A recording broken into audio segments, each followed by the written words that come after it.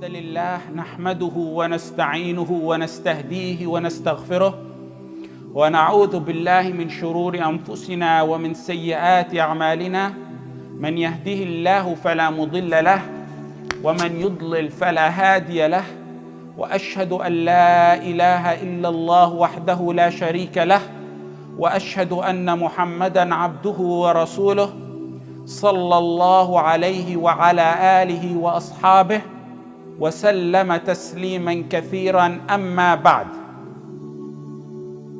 Let me mention this example that many may hear it right now for the first time. And there's tens more. But let me talk about this one.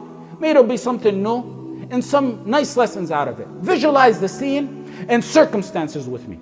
This is 10 years after receiving the revelation of Allah. In Mecca. He still didn't go to Medina. He's still in Mecca.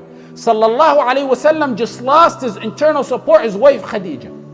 The woman who took him in when everyone ousted him. As he himself said, Sallallahu Alaihi Wasallam. The woman who believed in him when everyone disbelieved in him. The woman who trusted him when everyone called him a liar. This is what he said about her. His internal support. She's gone now. He lost his external support right after. Right about at the same time. He said about his uncle, ما نالت قريش مني شيئا أكره حتى مات أبو طالب. The man, he said, Quraysh, about his uncle, Quraysh never touched me with harm until my uncle Abu Talib died. These were the darkest days in the da'wah of the Prophet Muhammad sallallahu alaihi wasallam. The word gets to the Qurayshians that Muhammad sallallahu alaihi wasallam plans to leave Mecca. They begin to say, no way. We're not going to let this happen. The harm and torture on the Prophet sallallahu alaihi wasallam reached its peak. The word gets to Abu Lahab. Abu Lahab, pay attention. This is in the first volume of Al-Tabaqat Al-Kubra Ibn Sa'd, and the first volume on page 211. Pay attention, and I didn't get it wrong. It's Abu Lahab, the most notorious man who's been for 10 years harming the Prophet Muhammad sallallahu alaihi wasallam, the one who started with a spit at the Prophet sallallahu alaihi wasallam. Tabban lak alihada jama'atana. If you were to say who's the most notorious man who harmed the Prophet sallallahu alaihi wasallam, it would be either a competition between Abu Jahl and Abu Lahab. Possibly more likely Abu Lahab. Abu Lahab, because he had his wife and he had his whole family harming the Prophet ﷺ. Abu Lahab was suddenly moved by the zeal of tribalism and Jahiliyyah to defend the Prophet Muhammad ﷺ. He's seen all the harm his nephew endured after the death of his brother Abu Talib. He shouted, he said, my nephew will go where he wills, and whoever goes near to him, I will chop his neck with my sword. You know, this is Abu Lahab talking. Abu Lahab. The surface, shallow, layman explanation would be zeal of tribalism. That's what moved him. The real reason for me and you is Allah. Allah used an unbeliever, an enemy of Islam like Abu Lahab as means to protect the message of Allah. Don't be surprised. Don't be surprised. It's the power of Allah. The language of the heavens is different. When you put your faith in Allah, doing what He said, the means come to you in ways you never imagined. When they thought the elephants, the size of the elephants, were so big and so powerful that it can destroy anything in its sight, and it did destroy anything until it reached the Kaaba, Allah sent what to those huge elephants they thought can destroy anything? Little tiny stones, little baby stones. When An-Namrud thought he can claim lordship to Ibrahim, قَالَ أَنَا أُحْيِي وَأُمِيتُ, Allah sent a fly in his brain to put him to his demise. When Ad thought they were strongest, telling Hud, who's more powerful than us? Bring your Lord powerful than us? Bring him on. مَنْ أَشَدُّ مِنَّا قُوَّةً أَوَلَمْ يَرَوْا أَنَّ اللَّهَ الَّذِي خَلَقَهُمْ وَأَشَدُّ مِنْهُمْ قُوَّةً. Allah sent them wind. When Thamud thought they were strong and mighty, it was just a shout, a little cry to destroy them. When the coalition thought they can destroy Islam and the whole world united against the Prophet Muhammad sallallahu alaihi wasallam, Allah dispersed them running away with a little bit of a wind. It is Allah. That's Allah. That's the work of Allah. Sun Allah alladhi atqana kulla shay. Allah ends the stories of evil with the smallest means. Take this rule from me. Take this rule from me. Don't occupy yourself ever with how evil ends. Don't occupy yourself ever with how evil ends. Occupy yourself with defending and implementing the truth. Abu Lahab, if he is mentioned, animosity and hatred of the Prophet ﷺ is imprinted and embedded in your mind. But for a period of time, Allah made out of him a protector to the Prophet Muhammad sallallahu alaihi wasallam, who made, help me out here, who made out of one of the top notorious enemies of Islam a man to defend the Prophet sallallahu alaihi wasallam for a period of time. Allah, you stand your ground, especially in matters of principles, have yaqeen and watch what Allah is going to do. Allah will make a way out. Allah will make a way out where there seems to be no way out. That is Allah. He works in ways we cannot see. He will make a way out for you. The one who has control over minds more than I control my mind can bring victory and power. He controls minds more than one controls his own mind. It is Allah, the one who can come between a person and his mind. وَاعْلَمُوا أَنَّ اللَّهَ يَحُولُ بَيْنَ الْمَرْءِ وَقَلْبِهِ. Do you understand the Quran? Abu Lahab, تَبَّتْ يَدَا أَبِي لَهَبٍ وَتَبْ, who said, don't believe him, he's a liar. The man who led a media campaign against the Prophet Muhammad sallallahu alaihi wasallam, harming the Prophet sallallahu alaihi wasallam. Suddenly he says, ليخرج ابن أخي لما يريد ومن اقترب منه بسوء دققت عنقه بسيفي. Something that doesn't enter your mind. I can understand when Abu Talib was defending the Prophet ﷺ. Abu Talib was alive, he defended the Prophet ﷺ. Abu Talib never became a believer. He played but he never at the same time played a role in harming the Prophet ﷺ. His image was that of a wise man, a calm man who didn't believe, but he defended. Here you have the notorious uncle who harmed him for 10 years, so suddenly defended him. The one we say Allah Akbar, Akbar, wanted it and it happened. He's Akbar. Do you really believe he's Akbar? Ya Muhammad, امضي لما أردت وما كنت صانعا إذ كان أبو طالب حيا فاصنع. He told Muhammad sallallahu alaihi wasallam, go about in your business. Do exactly what you were doing while my brother Abu Talib was alive. Go ahead, spread your message. لا واللات والعزى لا يوصل إليك حتى أموت. By the Lat and the Uzza, no one will touch you until I die. The Prophet sallallahu alaihi wasallam went out in da'wah for a time period, protected by the most notorious enemy of his.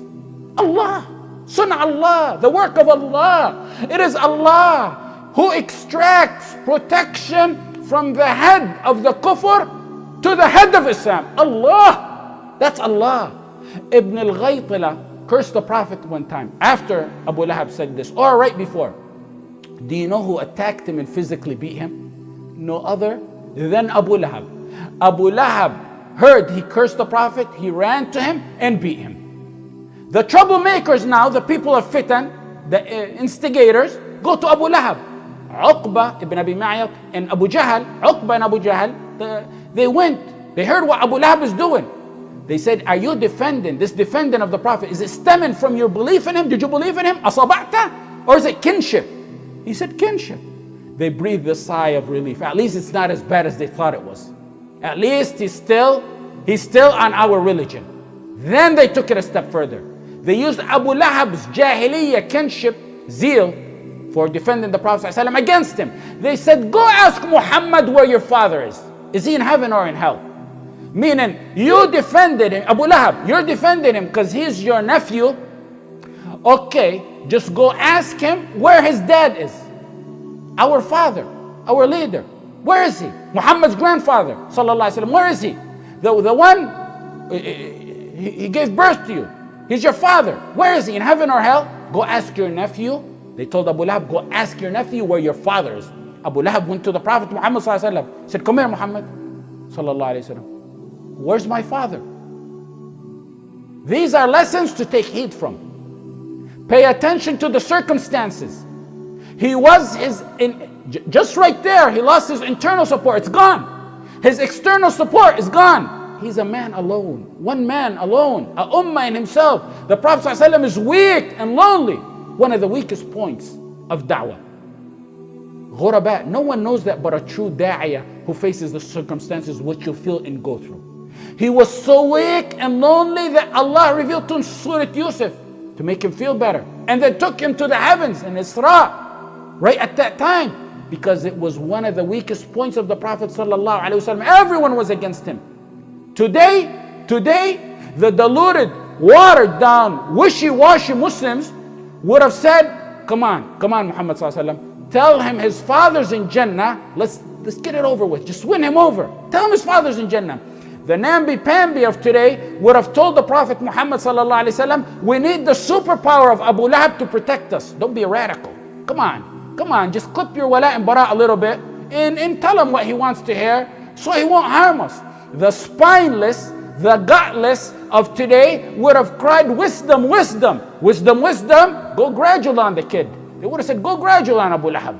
Go. The topsy-turvy who suckled their version of Islam from the intelligence of the West instead of from deriving it from the Quran and Sunnah would have told the Prophet ﷺ, you're weak, Muhammad ﷺ, you're weak. This is a small window of da'wah opportunity. Interfaith. Yeah, interfaith. Tell him, make it broad. Make it seem like it's broad. All the Abrahamic religions, well, they're all going to heaven. They're all going to be in Jannah. All of them. Tell him what he wants to hear.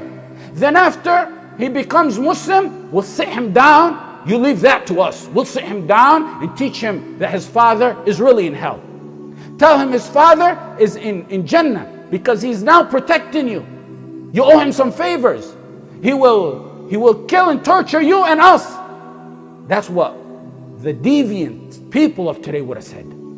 But full of confidence, full of yaqeen in Allah, the Prophet ﷺ said, your father is with his people. Ma'a qawbih. He went, Abu Lahab walked away. He went told Uqba and Abu Jahl. Muhammad ﷺ just said, my father is with my people. Uqba and Abu Jahl knew what the Prophet meant. That he's in hell. They knew exactly what the Prophet ﷺ meant. And they were right. They knew and they were sure about it. They told Abu Lahab, go ask him what he meant when he said ma'a qawmi, he's with his people. Let him make it clear to you. What did he mean? They know, Abu Lahab did it. Abu Lahab returns. Imagine the pressure that would be on a man in a predicament that the Prophet ﷺ's in. That's why I mentioned to you the circumstances around the story. On one hand, you have the biggest leader of his time, and an ex-enemy defending him heart and soul, and you owe him favors for defending you. On the other hand, it's the laws and rules of Allah, the Sharia of Allah. The Prophet had the opportunity, and it's going to cause him harm. The Prophet ﷺ had the opportunity to sugarcoat it. He could have sugarcoated it. His answer, when Abu Lahab returned, he said, Muhammad, did you mean my father? Did you mean my father is in hell? The Prophet ﷺ said, Naam. وَمَنْ مَاتَ عَلَى مِثْلِ مَا مَاتَ عَلَيْهِ عَبْدُ الْمُطَّلِبِ دَخَلَ النَّارِ. Yes, that's exactly what I meant. That's exactly what I meant. Not only that, him and who died on what he died on is in hell. Allah, it don't matter who is in before you. Allah is going to protect you. Allahu khayrun hafidha. Abu Lahab on the spot said, I'm your enemy forever, and began to harm the Prophet ﷺ and encourage others to harm him and torture him. لا برحت لك عدوا وأنت تزعم أن عبد المطلب في النار فاشتد عليه هو وسائر قريش. He flipped on the Prophet ﷺ and he encouraged others to flip on him and harm him more. The Prophet could have avoided that with one word. He could have sugarcoated it. Are you telling me the Prophet ﷺ had no wisdom? Are you trying to tell me he threw himself and the few believers into danger? At one of the darkest moments of the Prophet ﷺ's da'wah life, why didn't the Prophet ﷺ give him a word to please him to overcome that dark era Why didn't the Prophet ﷺ say, he is with his people and keep it at that? Or Allah knows best. We got fundamental principles there is no compromise on, no matter what. No matter what the consequences are. Some teachings, we don't accept graduality in them. You have to say them how they are. You have to say them how they are. You got to implement them how they are. Why didn't the Prophet ﷺ say, look, Abu Lahab, give me a few days, gather a few believers around and vote on it. Let's vote on it. What is Abu Abdul Muttalib in Jannah or Jahannam? Gather a few of the Sahaba there and vote on it. Let's vote on it. You don't play games like that with the laws of Allah. It's not a game to be played with. I don't care what alim gave a fatwa on that. That's the laws of Allah. You don't vote. Who are you to vote on it and accept that? Do you think the Prophet ﷺ didn't know he was weak? Do you think the Prophet ﷺ didn't know what the consequence of telling him his dad is in hell would be? Do you think he didn't know all that? But there's no compromise on principles. I'm sorry to tell you that. That's the religion of Allah. Telling him his father is in hell is a principle? Ahmed, are you in your right mind? Yes, that's a principle. How? That's one of the reasons I tell you that interfaith is a religion of kufr. It's not Islam. It's the religion of kufr. Non-believers, even under Muslim rule, have a right to remain on their false belief. We have to know it's false. We spoke on that. And Islam will not compel. لا إكراه في الدين. They are أهل الذمة. Under Muslim rule, they are protected. And they have rights. Even as far as rights as we give them welfare to survive. Part of our belief is anyone who got the message and dies a non-believer, he's in hell. It's a principle. No sugarcoat in it. When the Prophet tells him his father is going to Jannah, that means, number one, that the Prophet ﷺ is going against clear verses in a hadith that he spoke about. Principles. That's what the wicked people of interfaith do today. That's why one of the many reasons that it's a kufr religion, the interfaith. When the Prophet tells him that his father who died non-believer is in heaven, that means Abdul Muttalib is right. Because that means he's going to heaven. Only right people go to heaven. That entails those who follow Abdul Muttalib are on the right path as well. They're all in Jannah. Because they followed him, he's in Jannah. They followed him, he's in Jannah. Who are the opponents in belief to Abdul Muttalib? The Prophet ﷺ and his followers. Those who oppose the people of Jannah, had the Prophet told them he's in Jannah, are where? That means the Prophet and his people are in hell. That's why it's a principle. If he would have told him your father is in Jannah, he's going against the clear verses and laws of Allah. That means those who oppose the people of Jannah, like Abdul Muttalib and Abu Lahab, are evil. And that's the Prophet ﷺ and his people. That's why he told him your father is in hell. It's a principle. It's the same principle that Allah's laws must govern our lands. It's a principle. Same principle, same type of principle. The problem we have is that hearts are detached. They're detached from Allah. We talk a lot about yaqeen and belief in Allah, but they're detached from Allah. That's the reality of our ummah. And they're attached to earthly means and everything but Allah. That's a reality. Let's not fool ourselves. Hearts attached to humans in times of hardship distance the victory and help of Allah. Iran and those who hate Aisha in the West are not and could not and would not help you. Even the wishy-washy version of Islam, they wouldn't like and help and care. And you've seen what happened. You compromise on the principles of deen and attach your heart to vanishing means, but then expect the victory from Rabbil Alameen. ما لكم كيف تحكمون ما لكم كيف تحكمون. What kind of thinking is that? Help me out. What kind of thinking is that?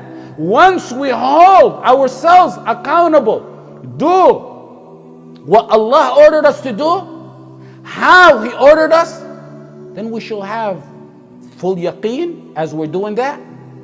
His support and victory and help will come hailing on us.